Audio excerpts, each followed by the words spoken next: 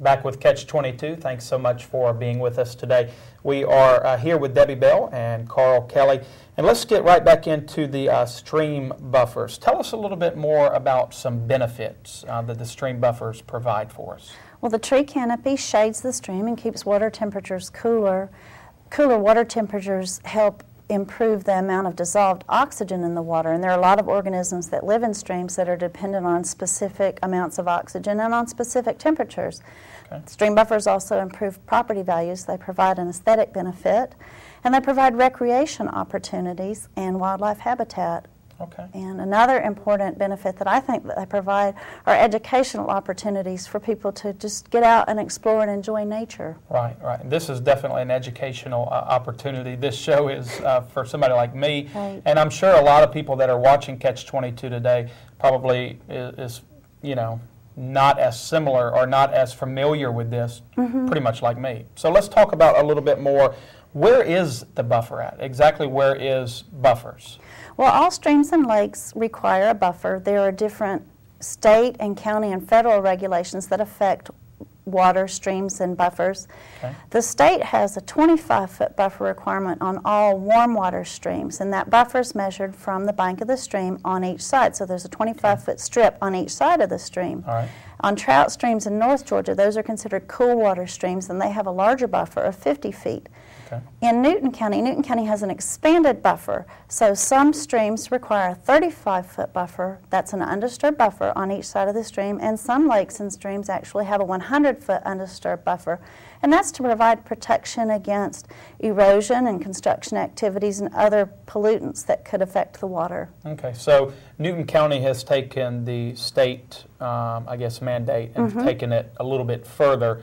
That's right. Okay, and Karl, tell us a little bit about the construction problems. Well, construction activities are typically the worst polluters of streams, rivers, and lakes.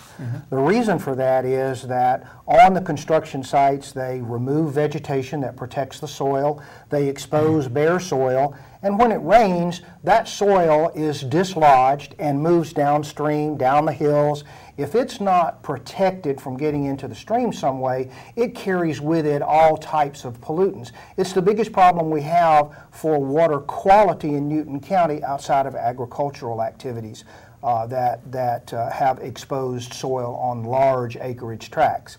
Construction activities utilize, they must protect the buffer, because the buffer, no matter how wide it is, whether it's 35 feet or 100 feet, it provides protection. It filters that runoff from the construction site, maybe captures some of the silt that's there. The problem with silt and sediment is not the silt and sediment itself. The problem is that those particles of silt are what we call nucleation centers to attach, pollutants attach themselves to those particles, and then they're carried downstream and deposited somewhere else. So construction activities as polluters require that the buffers be protected because those buffers filter the runoff from construction sites. Okay, all right.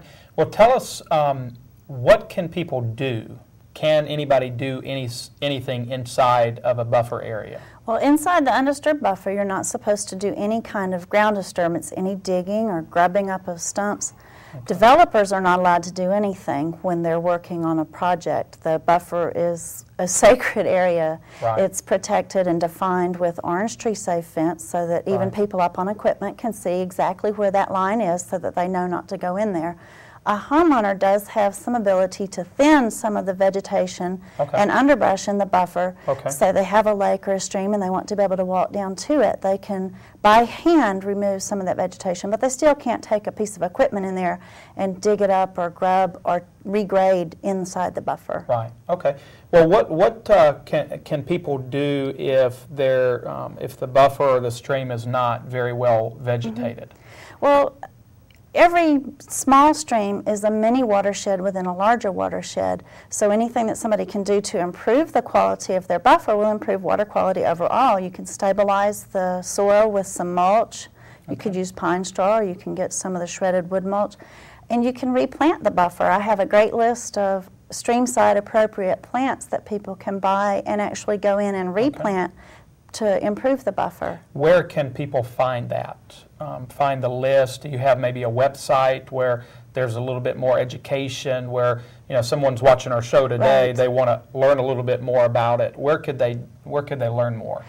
The Newton County website on the Okay. Water Resources page has a lot of links, and we do have some of that same information published on that page. All right. Karl, tell us, people that are watching, educate us a little bit on how maybe your two organizations or your two offices work hand in hand with each other. In my department, we have inspectors that go out during the development process.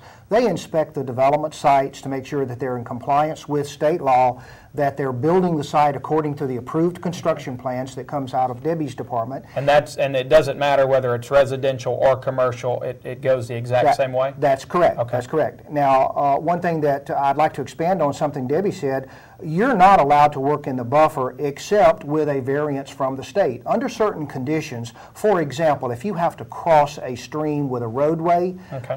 that is permitted with a variance from the state. It's a standard procedure. Developers do that often, but you're not allowed, for example, to do something that runs parallel and destroys the buffer. Right. So there are buffer variance procedures that are available to developers and homeowners if they want to actually work in or improve the buffer. Okay. All right. Well, great. Well, we're going to take one more break, and we're going to be right back, and we'll finish up this segment. And this has been Catch 22. We'll be right back.